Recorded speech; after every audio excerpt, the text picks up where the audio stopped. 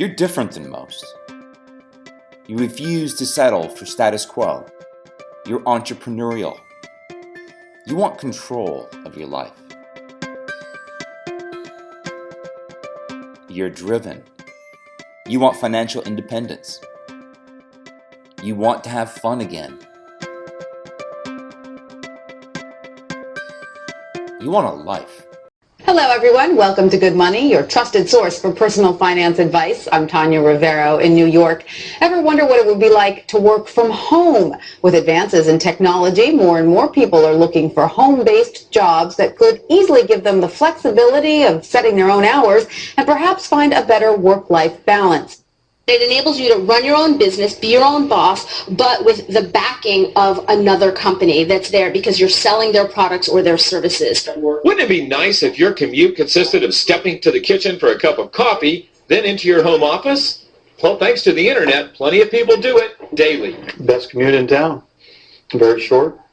Takes me about 30 seconds. We get to choose our own hours. It allows me to have the flexibility to do things with my wife and my daughter. So there are real work-at-home jobs out there. There is opportunities to work at home.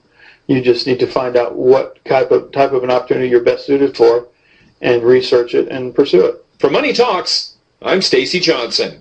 It's an automated way to make money on the internet. So, how does it work? And why would you share it with somebody? This is exactly how this works. All right. So you've got these big Fortune 500 companies, household names, companies with household names, right, they have a lot of money allocated to advertising. And you see this every day. You turn on your TV, you see advertising. You turn on the radio, you hear advertising. Print magazines, all this stuff. Well, these companies have big advertising budgets and they allocate it in different places. One of the places that they allocate it is to the internet. They have a large portion of their budget set aside to advertise online. And so what I did was I went to them and I said, look, would you pay me to advertise for you? Would you pay me if I send you a customer? They said, yeah, it made sense. Think about it. They pay me only if I send them a customer. It's results-oriented. Right. It's performance-based. It made a lot of sense to them. Instead of paying to be seen, they're paying for customers, right? So they allocate a large portion of their budget to advertising this way. And what I do is I go promote these companies. I don't have to work against them. I don't have to build a business and try to compete with these monster companies. I work with them. They've already got it going. Right. I'm helping them. I send them customers, and in turn, they send me a check. They pay me for sending them customers. So they're elated. You know, when they get a new customer, they're excited. They don't mind paying me.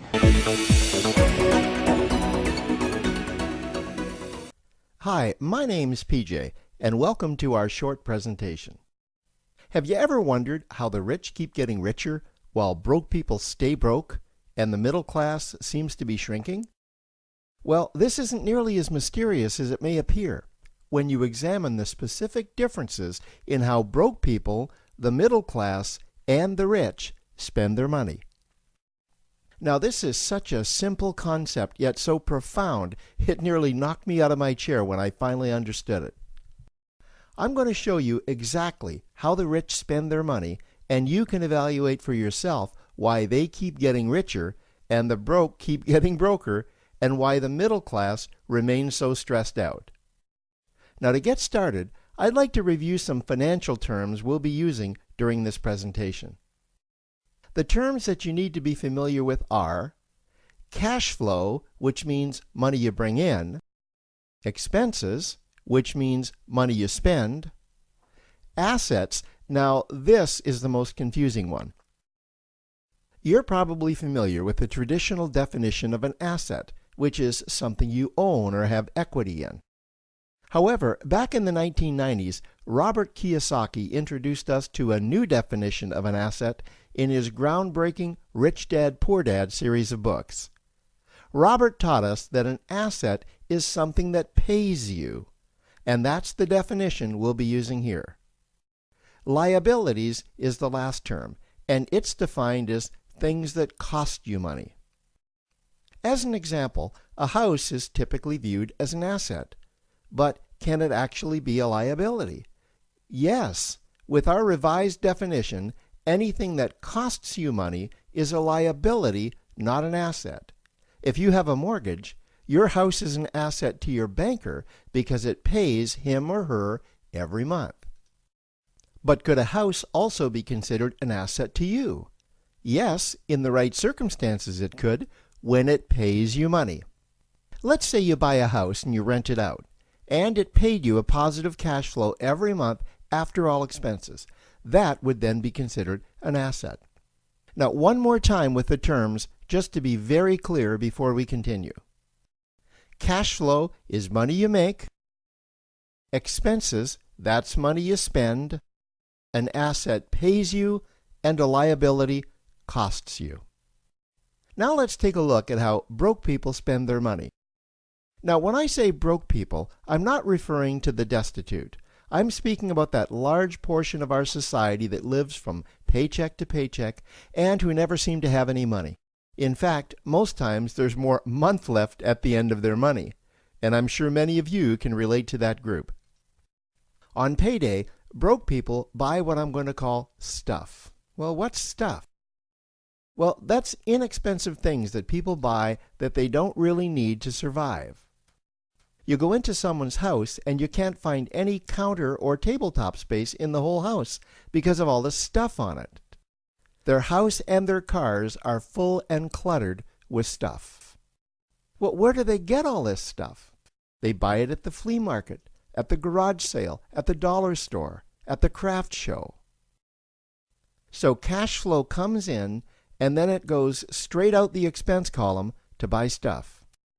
You see, broke people never really educate themselves on assets and liabilities. They justify buying all of this stuff by claiming that it costs so little. But over the years, it's all they ever have. The problem is their cash flow never produced or created more cash flow. Now, please understand, I'm not undermining or taking any shots at this or any group. I just see a lot of financial difficulty out there, and it really doesn't need to be that way. Creating wealth isn't a mystery, it's a formula. The only reason someone doesn't create wealth is because they either don't know the formula or they don't apply the formula. Now let's take a look at the middle class. The middle class is the group that society mistakenly thinks are rich. They're not. Yes, they typically earn a six-figure income, and many of them appear rich, but it's what they buy with their money that keeps them prisoners of the middle class. What they typically buy are liabilities. Remember the definition of a liability? Things that cost you. By buying liabilities, the money gets pushed up and out their expense column. Liabilities are items like cars, boats, houses, airplanes, credit card debt. Now let's see just how this happens. The middle class gets a nice paycheck, let's say $10,000 for the month.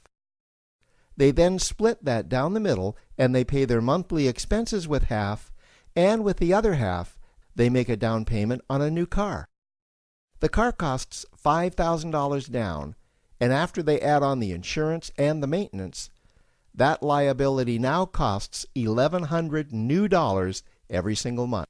A few months go by, and they want a boat, then a vacation home, a Rolex watch on their credit card, a vacation on their credit card.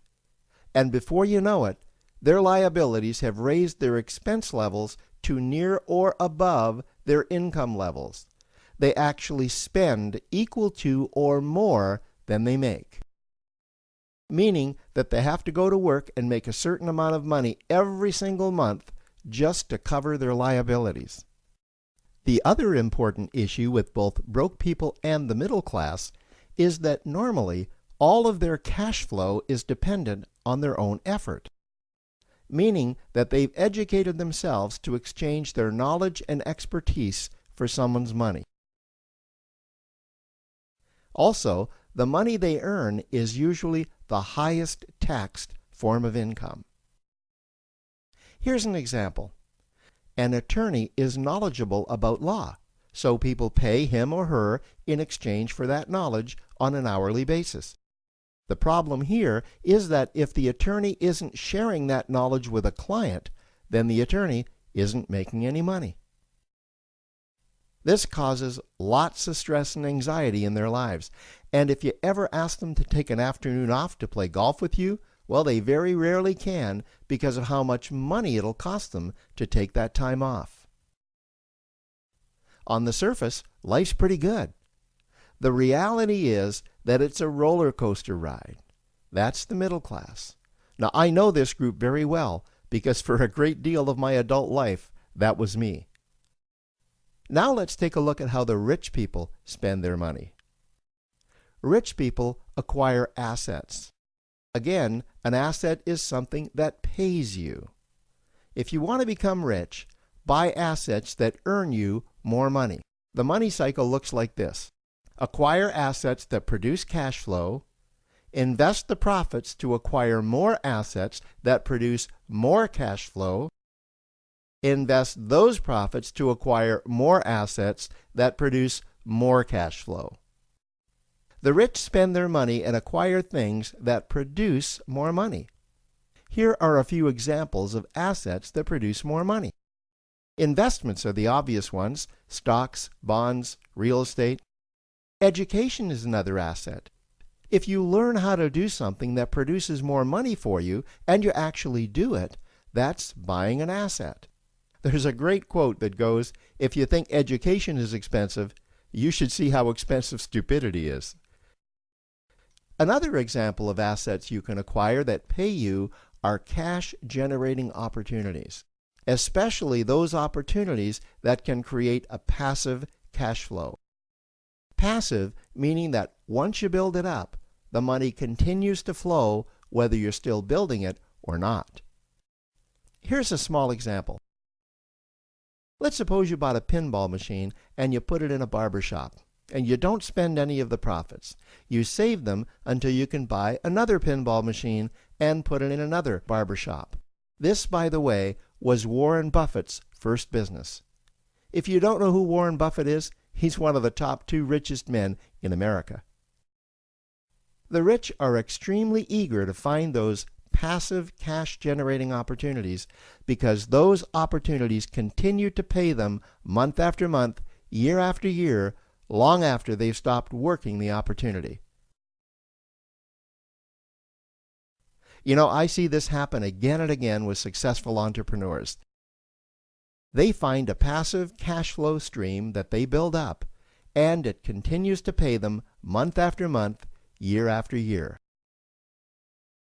They then take those profits and multiply them in another passive cash-generating opportunity, and then again in another. In conclusion, here's what I've learned over the years. You can't find these passive cash-generating opportunities unless you're open to hearing about them. Then, once you find them, you must be willing to see what fits you and then act. Now, the reason I say this is that I once answered a hokey little ad that I ended up generating 7 figures from, simply because I answered that ad and then took action. These opportunities are out there. You just need to find them. You also must be opportunistic enough that when the right situation does present itself, you don't miss it. So remember, broke people buy stuff, the middle class buy liabilities, and the rich acquire assets, preferably cash-generating opportunities that can create passive cash flow. They then take that cash flow and invest it in another asset that produces more cash flow. That's the wealth creation formula. Now, I trust you found this introductory information helpful. Now, to learn about one of the greatest cash-generating machines on the planet, click on the link below to proceed to step 2.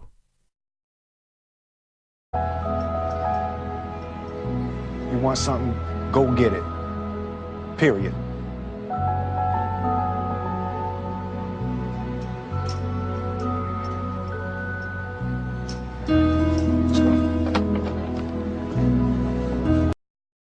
Get into a work-at-home business? Research and just take a look and keep your mind open to find a different opportunity.